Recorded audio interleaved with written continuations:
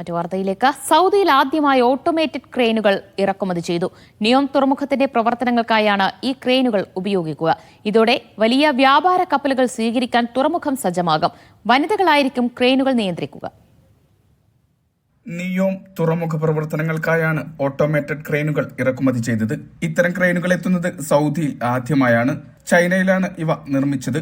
Smart വ്യാപാരത്തിനായി തുറമുഖത്തെ സജ്ജമാക്കുകയാണ് ലക്ഷ്യം. പുതിയ സൗകര്യം സ്ഥാപിച്ചതോടെ വലിയ വ്യാപാര കപ്പലുകൾ ഇനി നിയോം തുറമുഖത്തടുക്കും. കൺട്രോൾ റൂമിലിരുന്ന് നിയന്ത്രിക്കും വിധമായിരിക്കും ക്രെയിനിന്റെ പ്രവർത്തനം. വനിതകളായിരിക്കും ക്രെയിനുകൾ നിയന്ത്രിക്കുക. ആദ്യമായാണ് മേഖലയിലേക്ക് വനിതകൾ കടന്നുവരുന്നത്. ഓട്ടോമേറ്റഡ് ട്രാൻസ്പോർട്ട് സംവിധാനം, ലോജിസ്റ്റിക് ശേഷിയുടെ വികസനം, കപ്പലുകൾക്കായുള്ള തുറമുഖ പാലം തുടങ്ങിയ സംവിധാനങ്ങളും ഒരുക്കിയിട്ടുണ്ട്. Vishal Cherpulassery, media 1, Riyadh.